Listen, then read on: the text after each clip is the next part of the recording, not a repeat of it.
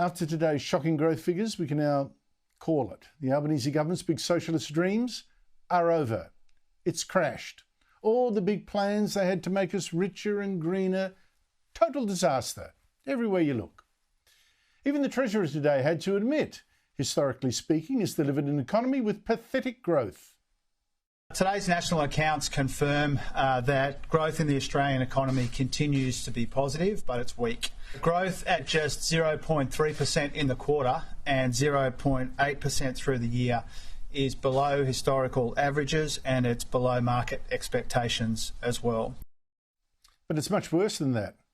I mean, sure, the economy is growing a little, but that's really because this government has imported a crazy 1.5 million immigrants.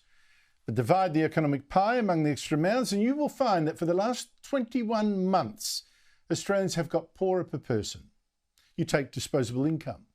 Using that figure, Australians on average are 8.7% poorer than they were the day Anthony Albanese became Prime Minister. That is astonishing. There are families at the moment who will go home tonight sitting around a kitchen table not knowing how they're going to pay the power bill, not knowing whether they can keep their insurance cover for their car or for their business. And this is a tough time for Australian families. And the government can sugarcoat all they want, but the fact is, as the Reserve Bank Governor keeps pointing out, it's the government's reckless spending that drives up inflation and therefore keeps interest rates higher for longer. This Albanese revolution was meant to be so different. Oh, the dreams that he and the socialist left warrior and his bunch of ideologues had just 2.5 years ago when they came into office. They were going to do what few before had tried. But that's because what they were going to do was stupid. Albanese was going to lift real wages by simply forcing bosses to pay workers more, either by law or by giving unions more muscle. Treasurer Jim Chalmers, he was going to reinvent capitalism, no less, boasting to create a new values-based capitalism. How do we get investment and capital flowing into the areas that we know will strengthen our economy and make it more productive?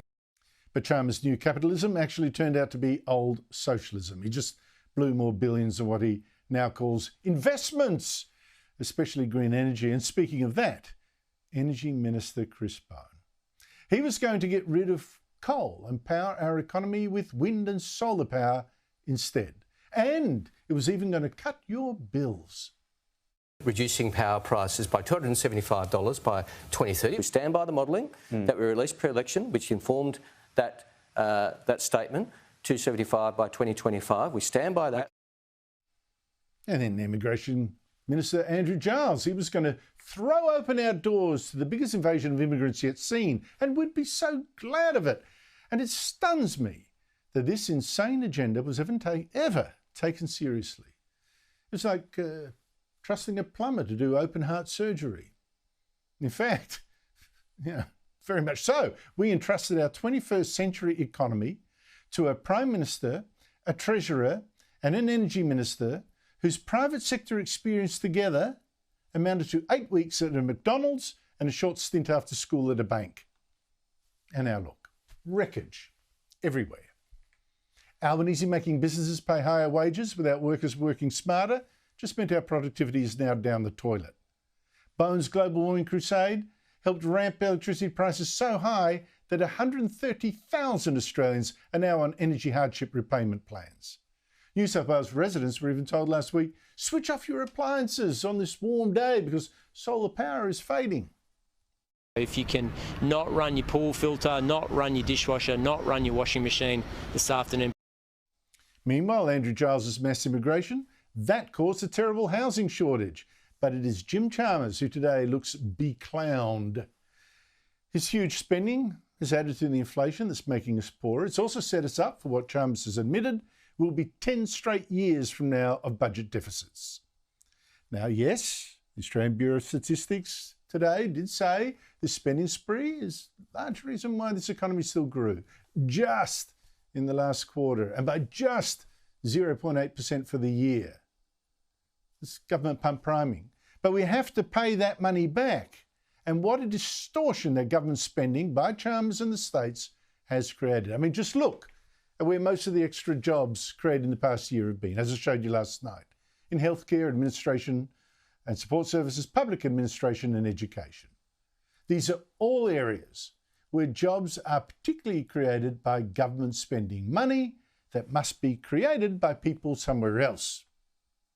Then look at where there's been the biggest job losses: manufacturing, construction, professional, scientific and technical services. These are the sectors that actually make, build and invent the stuff that creates our wealth. And the biggest job losses of all are, of course, in hospitality. But that's no surprise. Poorer people don't go out as much, do they? Reality has hit us. How could anyone have thought that Albanese and his dreamers could power this modern economy on flickering electricity from wind towers and solar panels? How could anyone have seriously believed that making it harder for bosses would actually make businesses stronger? Or that socialist levels of spending and charmers picking winners to invest in would give us a go-ahead economy?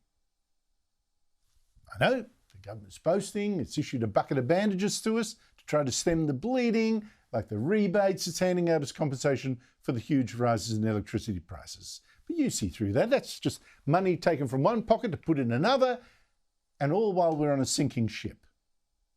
The Albanese experiment has failed.